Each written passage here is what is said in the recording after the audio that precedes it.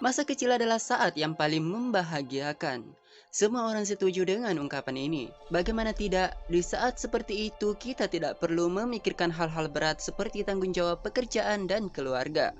Cukup bermain dengan riang dan punya banyak teman. Masalah terberat pun mungkin hanya mengerjakan PR seusai sekolah. Anak-anak kecil pun identik dengan keluguan yang kerap memunculkan tingkah lucu yang bikin kita tertawa. Sama sekali tak terbesit di pikiran kalau mereka akan melakukan hal-hal jahat bahkan sampai membunuh seseorang. Namun di era sekarang, hal tersebut benar-benar terjadi. Misalnya saja kasus pembunuhan berikut yang pelakunya adalah bocah-bocah SD, guys. Yang pertama, bocah SD dikeroyok 3 temannya sampai mati. Tahun 2014 lalu, sempat terjadi kehebohan di lini masa yang membuat orang tua ketar-ketir. Ini adalah tentang pembunuhan Tamalan Rea, bocah laki-laki kelas 1 SD berusia 6 tahun. Mirisnya lagi, diketahui kalau pelakunya ada 3 orang dan merupakan teman sekelas korban. Kelas 1 SD sudah bisa merencanakan pembunuhan? Sangat sulit dipercaya. Kronologinya, saat itu korban tengah beristirahat usai jam pelajaran kedua. Lalu 3 teman korban tiba-tiba saja memukulinya bergantian sampai tak sadarkan diri. Pihak sekolah dan orang tua pun bergegas membawa Tamalan Rea ke rumah sakit. Sempat mendapatkan perawatan selama 2 hari. Sayangnya bocah malang ini harus berpulang. Alasan kenapa 3 pelaku ini tega berbuat brutal masih belum jelas. Namun diduga kuat jika ini hanya masalah kecil dan sepele saja, guys. Yang kedua, gara-gara hutang Rp1.000 tak dibayar, bocah SD ditenggelamkan teman sendiri. Apa sih arti uang 1.000 untuk kita? Hampir tidak ada. Bahkan bayar parkir saja kita harus tambahkan 1.000 lagi.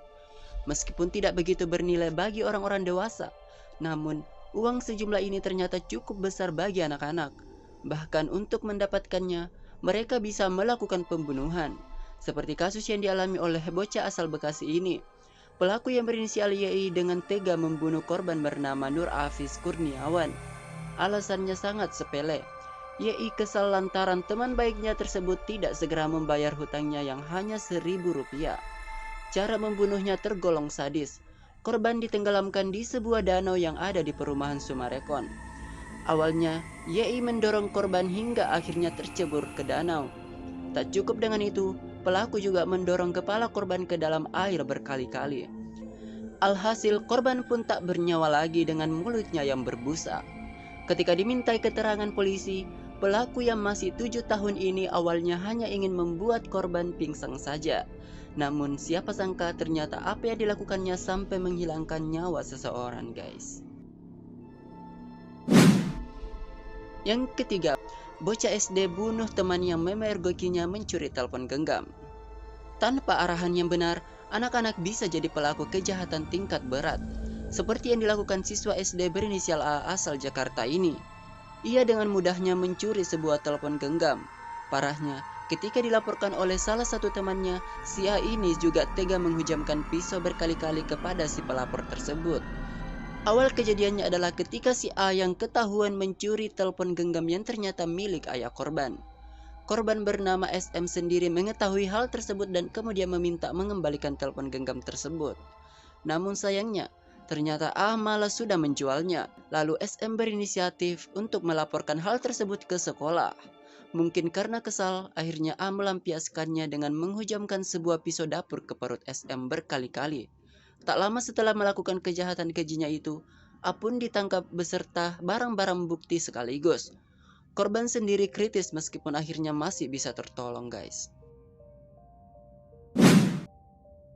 Yang keempat, berawal saling cela, siswa SD bunuh temannya sendiri. Kembali ke masa-masa kecil dulu, apakah kamu pernah jadi pelaku atau korban bercandaan yang melibatkan nama orang tua? Misalnya memanggil nama orang tua teman dengan seenaknya dan sebaliknya. Ternyata hal ini bisa sangat fatal, seperti yang dilakukan oleh 2 siswa SD asal Balikpapan ini. Gara-gara saling olok nama orang tua, akhirnya salah satu dari mereka meregang nyawa. Awalnya kedua bocah SD yang tinggalnya tak berjauhan ini saling olok orang tua masing-masing. Pelaku yang emosi kemudian menghajar korban dengan menghantamnya dengan sebuah batu berkali-kali di bagian kepala. Alhasil, korban pun meninggal seketika. Kemudian pelaku pun pergi setelah menutupi jasad korban dengan daun pisang. Selang beberapa hari kemudian, orang tua korban pun mencari anaknya tersebut yang dibantu oleh warga setempat. Pelaku pun juga pura-pura ikut mencari. Akhirnya, korban pun ditemukan. Tentunya sudah kaku dan dingin. Kemudian pihak kepolisian mulai melakukan olah TKP. Seorang saksi lalu menyebutkan jika terakhir terlihat bersama si pelaku. Dari sinilah akhirnya semua terungkap, guys.